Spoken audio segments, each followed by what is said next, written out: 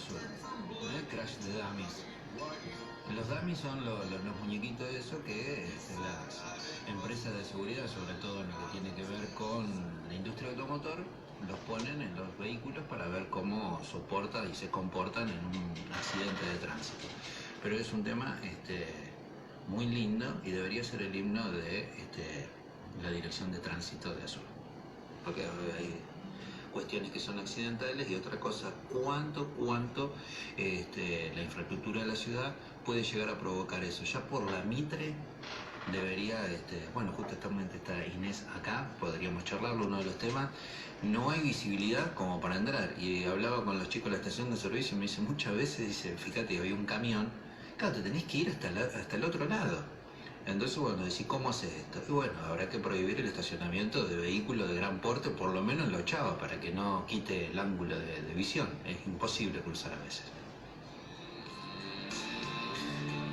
Bueno, y como habíamos en estos espacios, que lo decimos para que todos queden tranquilos, en estos espacios que contratan los diferentes partidos políticos para comenzar a hablar de propuestas de campaña y todas estas cuestiones, hoy está con nosotros Inés Laurini, que va a interna con Nicolás Cartolano, se van a enfrentar este domingo, y uno se pregunta si se enfrentan, compiten, ¿para qué?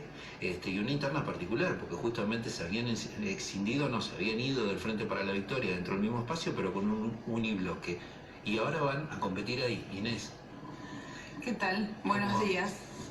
Sí, estoy repitiendo durante los últimos tiempos para el Frente, todas las internas son una instancia que estimamos como de ampliación de la base electoral para el mismo espacio político. Yo desdramatizo la interna y es real, somos compañeros de bloque en el Consejo Deliberante y estamos encabezando listas distintas, concebidas de manera diferente. Nosotros armamos una lista con representación de compañeros de distintas organizaciones políticas, distintas organizaciones sociales.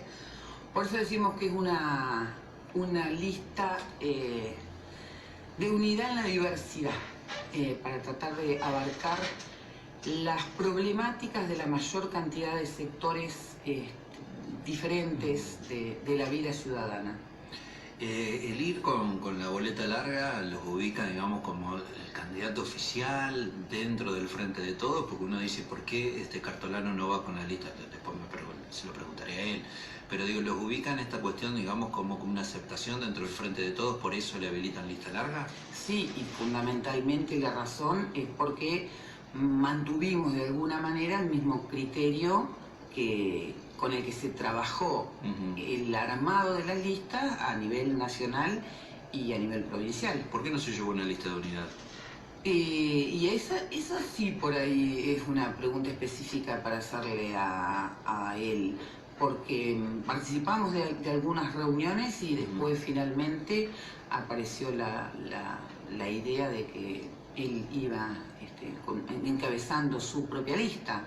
Tu candidatura se construye, ya lo hemos hablado y en su momento te lo pregunté si tenías ganas y vos dijiste que tiempo al tiempo y que esto era paso a paso y un montón de cosas, pero uno veía cierto apoyo de distintas agrupaciones pidiendo casi, no digo una operación clamor, pero bueno, la oportunidad de que Laurini siga en el Consejo Deliberante. ¿Tuvo que ver eso?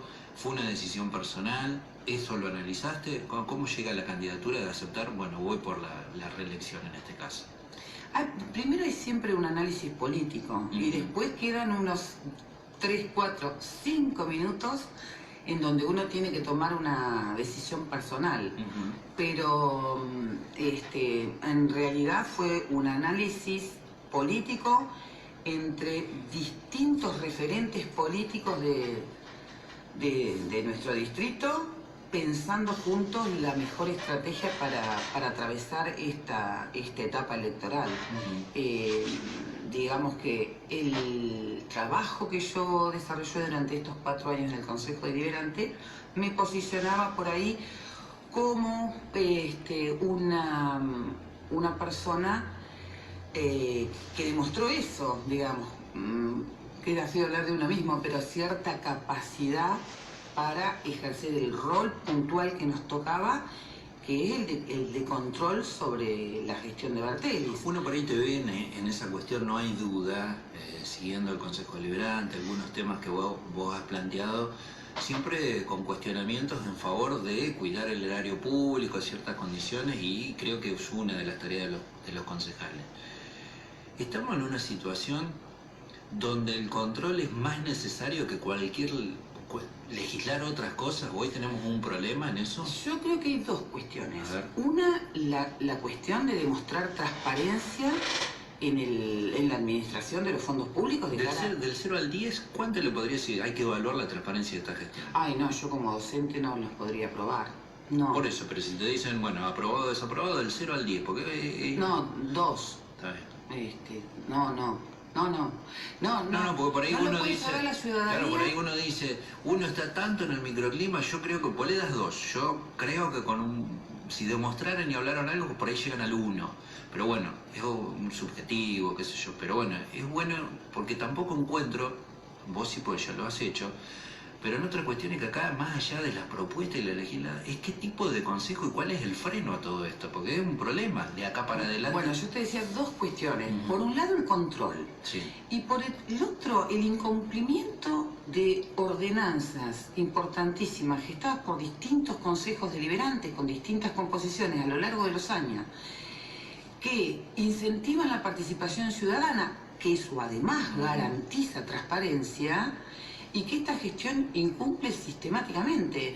Yo te pongo un ejemplo sencillo de los últimos días, algo que generó polémica, que es la extracción de los árboles del frente de la escuela técnica. Claro. Y no voy a emitir juicio de valor porque no tengo los elementos de juicio necesarios para llegar a una conclusión. Pero lo resolvés con la cuestión del Consejo del Arbolado Público y evitás el conflicto. Nosotros vivimos de polémica en polémica, estériles además. Lo mismo pasó con la pauta oficial, que generó una polémica entre los distintos medios, distintos actores políticos, etc. Y en dos oportunidades durante este año y de cara a un año electoral exigí el cumplimiento de una ordenanza, nada más, que eleven al Consejo Deliberante. Pero vos te crees que, coincido lo que vos decís, pero a mí me parece que nos falta una cosa como sociedad, ¿no? Somos muy de cuestionar, pero poco de involucrarnos. Yo en estas cuestiones de la pauta, obviamente como a mí me involucra, trabajador del medio, digo, a ver, ¿cuál es el enfoque que le quieren dar? Yo no me voy a andar peleando con mi colega por lo que, a ver, vamos a discutir cuál es la pauta que da el Ejecutivo a todos. A mí me gustaría ganar todos para arriba, no para abajo, entonces yo no me voy a pelear con el colega. Pero acá el gobierno todavía no ha planteado públicamente las órdenes de compra, qué es lo que se paga, cómo se paga, qué es lo que se compra, nada, pero de eso un montón. Entonces vos decís, más allá de todo, ¿cómo nos vamos a involucrar como sociedad? ¿Cómo vamos a dejar que esto siga pasando y naturalizando estas circunstancias sin mayorías o minorías? ¿Cuál es la importancia nuestra en el voto? Años atrás era muy común en los diarios ver cartas firmadas de gente, vecinos, planteando una cuestión. Hoy es como que se ha apagado esto, ¿no? Déjalo ser. Sí, con respecto a la cuestión de la pauta, además, es la cuestión del contenido. Yo no solo planteaba la transparencia en el uso de los fondos, sino la cuestión de cuáles son los contenidos que se generan apuntados fundamentalmente a esto que vos planteás, que es la formación del ciudadano. Y con alguna instancia de participación se resuelven esas cuestiones. Y aunque parezca mentira, para el Consejo de Arbolado se inscribió un montón de particulares, gente, profesionales e instituciones. ¿Y por qué no se conforma? Pero si la última vez que tratamos el tema, el concejal Sáenz, presidente del Consejo Deliberante, que el año pasado convocó a la inscripción, este año cuando volví a llevar el tema y a exigir que bueno, ya había cierta apertura para algunas actividades, era hora de conformar el Consejo, planteó que él tenía dudas acerca de la vigencia de la ordenanza. Entonces es una cuestión complicadísima de resolver, más cuando tienen esta cuestión que todos quedamos 9-9 y se desempata. Bueno, ahora no. No, en los últimos días vimos cómo... Ahora me imagino que es el momento de aprovechar. Por un lado, sí, es cierto, eso hicimos, aprovechar las circunstancias políticas para tratar de que se despacharan algunas ordenanzas que venían durmiendo en las cajas de las comisiones desde hace un tiempo.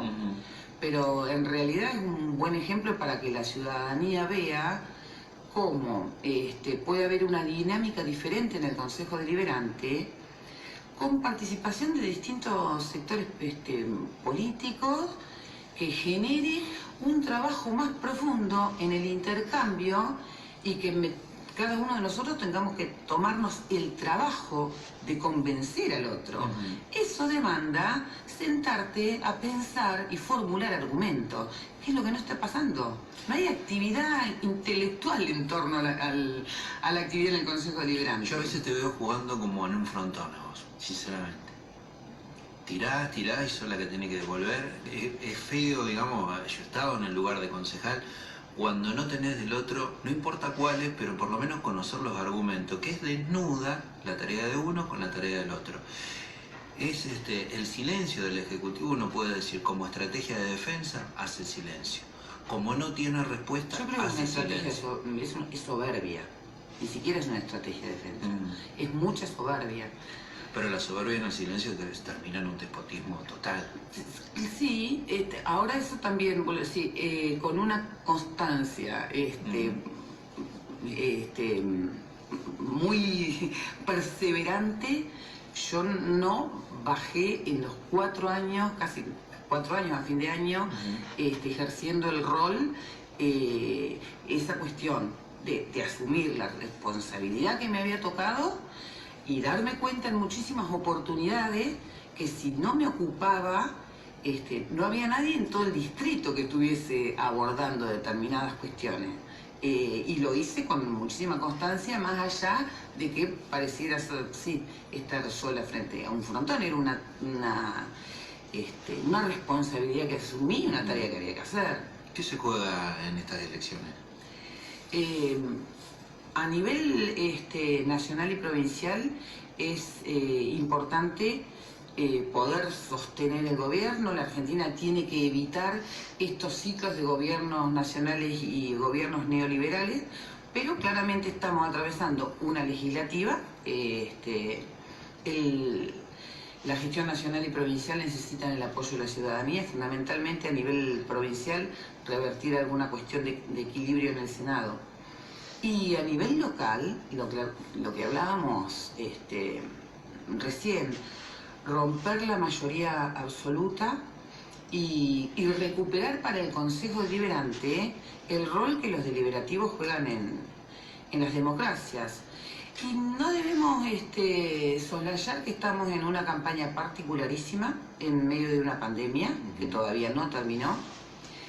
Y que si bien al principio la actividad de campaña en sí, arrancar en lo personal, a mí me cuesta todo lo que tiene que ver con lo marketinero, que el spot, que las fotos, qué sé yo qué, durante el tiempo, los últimos días se fue agilizando, porque cada una de las reuniones que tenemos, de las actividades que planteamos, son reuniones de trabajo, donde básicamente lo que hacemos es analizar con cada uno de los sectores de la ciudadanía qué resultado está dando cada una de las políticas públicas que desde el gobierno nacional y desde el gobierno provincial se plantearon para ese sector.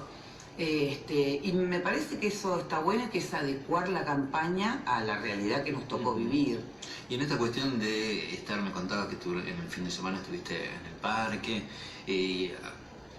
justamente en pandemia es mínimo o muy poco el acercamiento que tenés con el vecino, como les gustaría a todos. ¿Qué es lo que recibís? Ya sé que dale para adelante y eso yo siempre digo, si nos hubiesen votado todo lo que dice vas bien, te seguiríamos Sí, no, pero la actividad en el parque sí, pues... Viste que uno después le pasa la zaranda, pues si no... Es tener presencia y... más o menos todos los espacios políticos realizan lo mismo. No, yo veo a la actividad que tenemos durante la semana que es juntarnos con distintos sectores. Nos han acompañado representaciones o del Legislativo Nacional, del provincial o funcionarios. Y entonces uno tiene la posibilidad, hace días atrás estuvimos reunidos con representantes del sector de la cultura, por ejemplo, cómo funcionaron los programas, específicamente para el teatro independiente, por ejemplo. Entonces uno encuentra que las mismas personas manifiestan que, por ejemplo, el programa nacional Podestá es un programa que se pudo gestionar con muchísima facilidad. Después vemos que los programas provinciales, como el de apoyo a la cultura y al turismo, que se gestionaron a través de los municipios, fue un poco más trabado, hay algo más de cuestionamiento.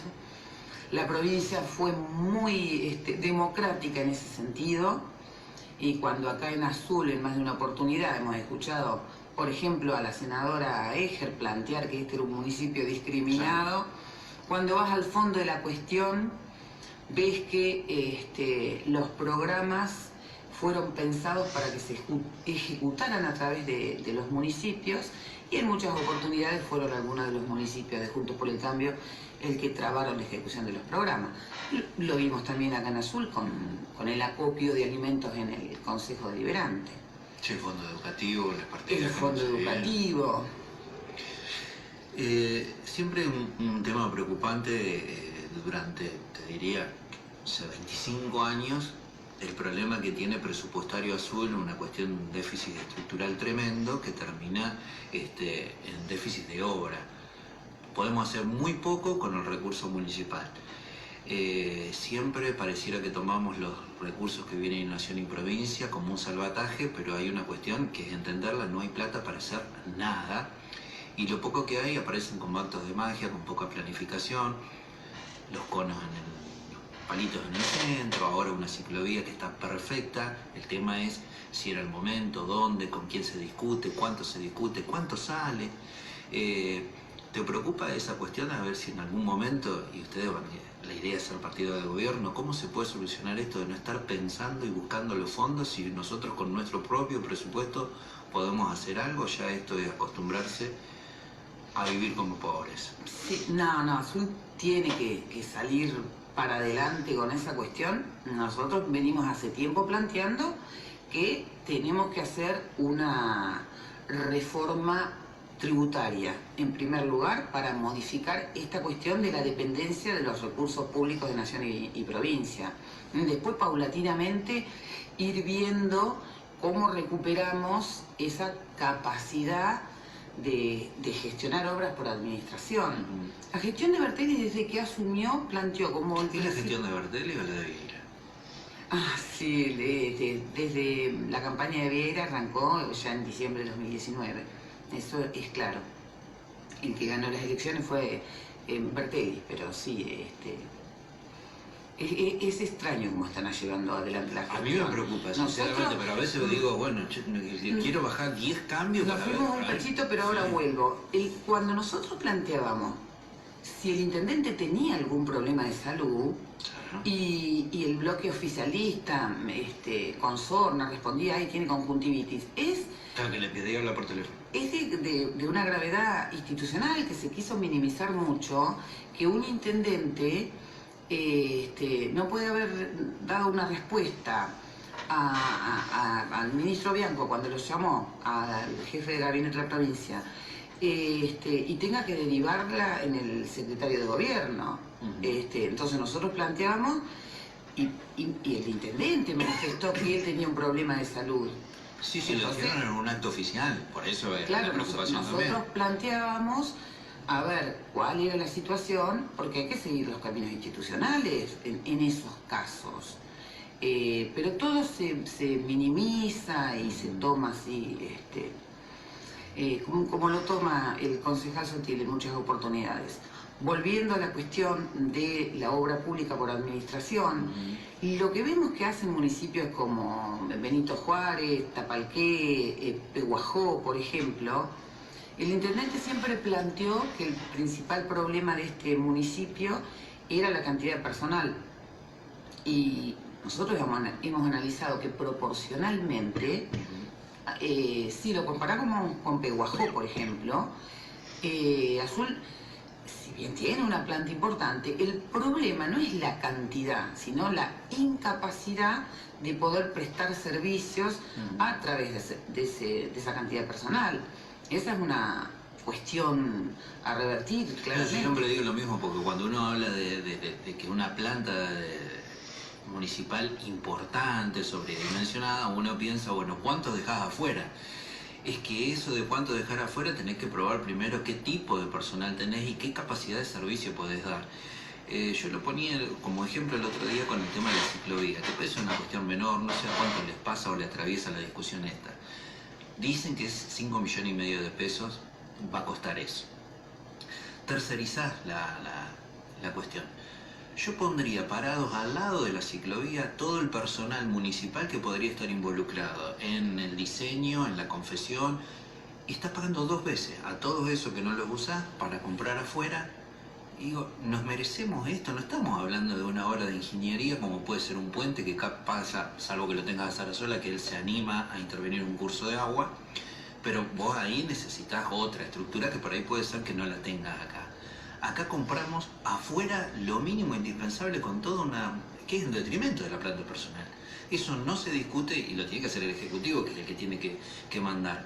Pero tampoco se discute públicamente para poder decir, bueno, vamos a revalorizar el trabajo que tenemos de los empleados municipales dándoles funciones que demuestran lo que pueden hacer. Exactamente. Lo que pasa es que si vos analizás en profundidad el presupuesto, una vez que sacamos el 70% que en gasto personal, más funcionarios, etcétera, y lo que implica el pago a la principal prestadora de servicios que tenemos en la ciudad, que es la empresa Malvina, no queda presupuesto para ejecutar política pública. Por eso tenemos que buscar un mecanismo, porque vos sí tenés las áreas.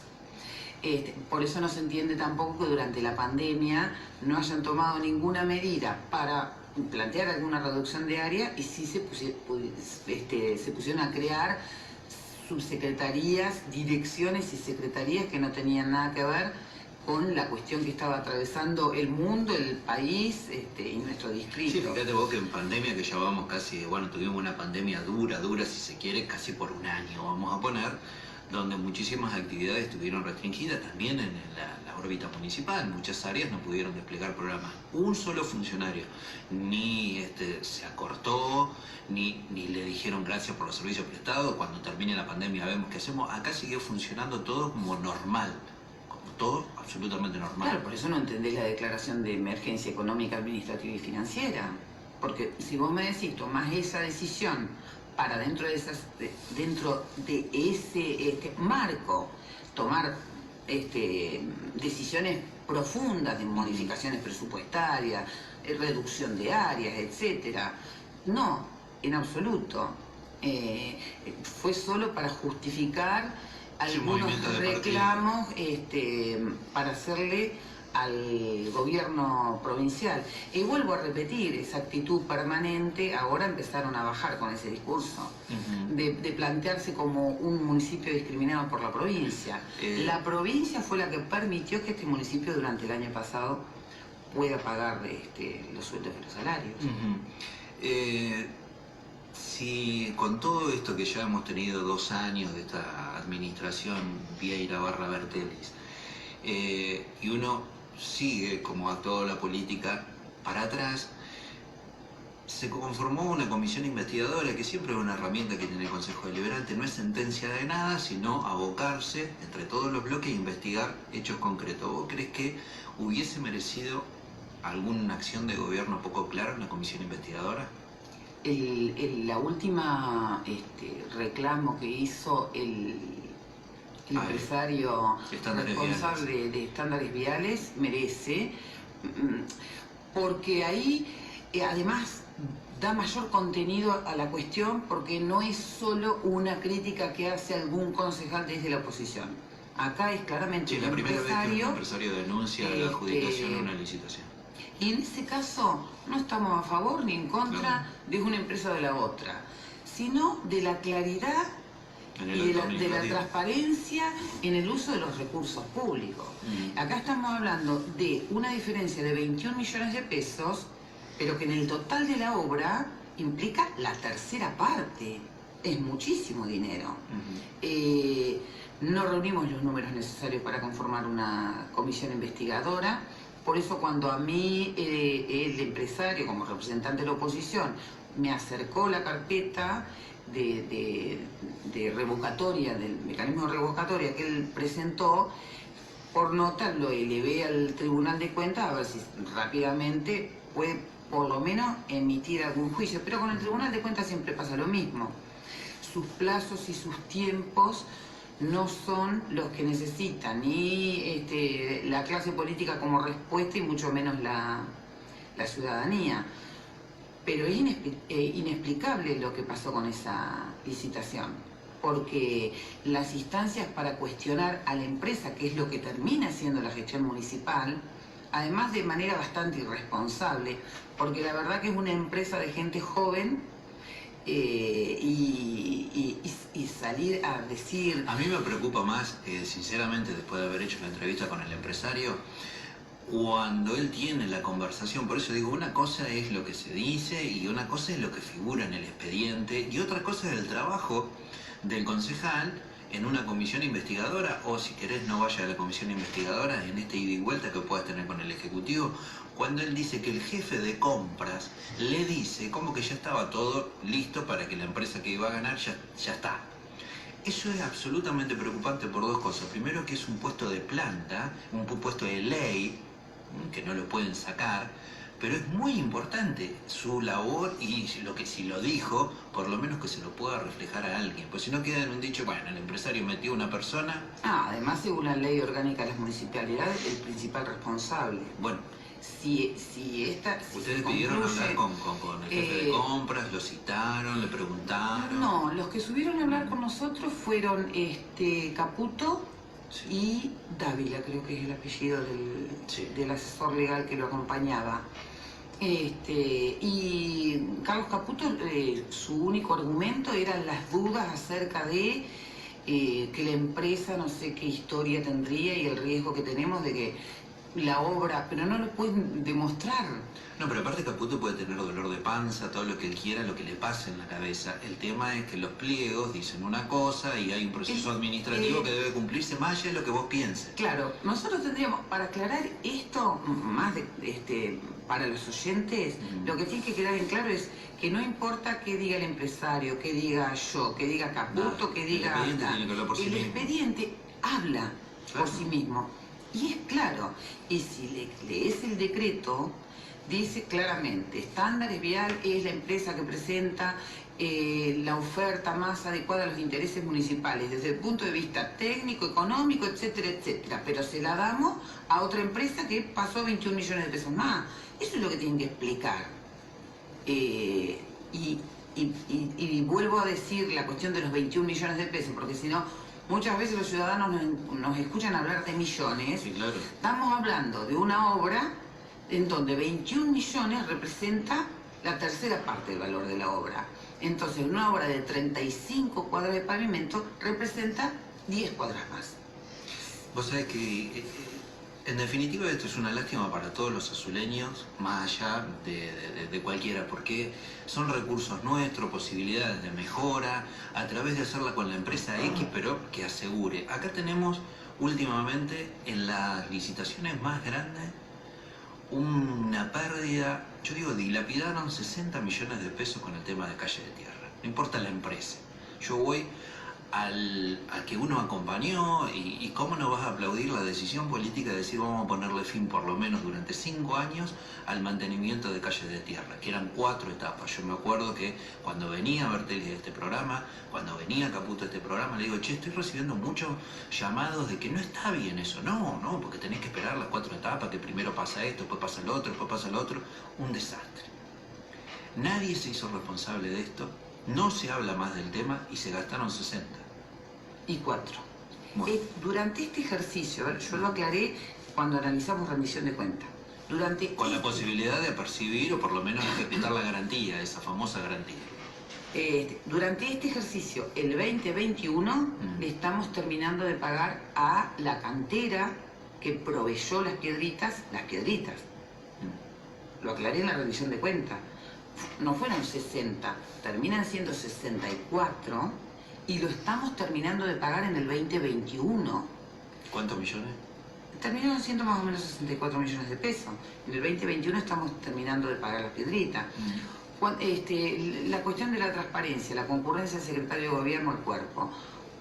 Cuando la última vez que fue, la única repregunta que le hice es que me dijera si los 27 millones de deuda consolidada que teníamos con la empresa Malvinas eran en relación a esta obra. Y me dijo que no lo sabía, que lo iba a averiguar. Y en definitiva, porque yo no podía creer que en 2020 estuviéramos terminando de pagar esa obra. No solo no la terminamos de pagar en el 2020, no la terminamos de pagar en el... la vamos a estar terminando de pagar ahora, en el 2021. Y es una obra que duró lo que dura un verano. Y lo digo con conocimiento de causa porque soy frentista de un barrio donde todavía no llegó el pavimento. Sí. Y el estado es deplorable. Te hago la última y vamos a hablar antes de las elecciones seguramente. ¿Crees que en el caso, pareciera esto, que es el tema, porque sí, vos enfrentás más allá de esta interna, después seguramente con unidad o no unidad va a ir a la general? ¿Crees que Vieira asume en el caso de llegar o es testimonial?